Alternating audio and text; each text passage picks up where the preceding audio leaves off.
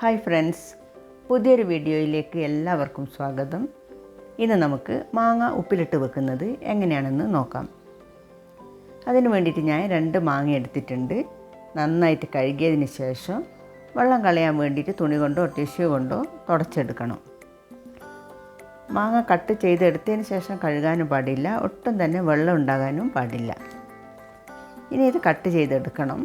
അതിനു മുമ്പ് ഇതിലേക്ക് ചേർക്കാൻ വേണ്ടി കുറച്ച് വെള്ളം തിളപ്പിച്ചെടുക്കണം. നന്നായിട്ട് തിളച്ച് വന്നാൽ ഫ്ലെയിം ഓഫ് ചെയ്തിട്ട് ഈ വെള്ളം തണുക്കാൻ വേണ്ടിയിട്ട് മാറ്റി വെക്കാം.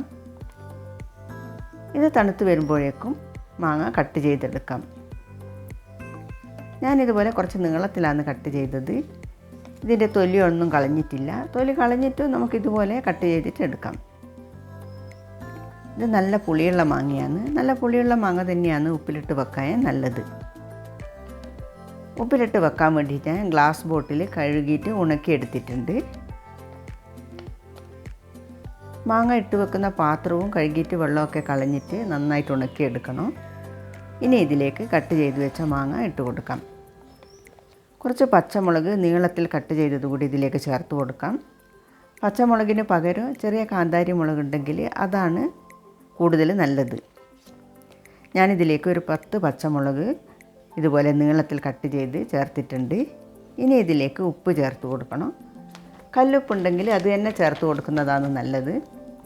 കുറച്ചധികം തന്നെ ഉപ്പ് ചേർത്ത് കൊടുക്കണം. ഞാനൊരു 3 ടേബിൾ സ്പൂൺ ഉപ്പ് ചേർത്തിട്ടുണ്ട്. ഇതിൻ്റെ മുകളിലായിട്ട് തിളപ്പിച്ചാറിയ വെള്ളം ഒഴിച്ച് കൊടുക്കാം. മാങ്ങ മുങ്ങി നിൽക്കുന്ന വിധത്തിൽ വെള്ളം ഒഴിച്ച് കൊടുക്കണം. ഇനി ഇതിൽ കുറച്ച് വിനാഗിരി കൂടി ചേർത്തിട്ട് എല്ലാം കൂടി സ്പൂൺ കൊണ്ട് നന്നായിട്ടൊന്ന് മിക്സ് ചെയ്തിട്ട് ടൈറ്റായിട്ട് അടച്ച് വെക്കാം. ഞാനൊരു 2 ടേബിൾ സ്പൂണ് വിനാഗിരി ഇതിലേക്ക് ചേർത്തിട്ടുണ്ട്.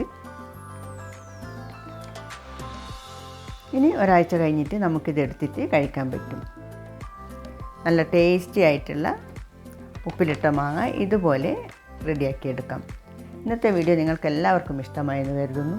അടുത്തു തന്നെ നല്ലൊരു റെസിപ്പിയുമായി വീണ്ടും വരാം. Thank you.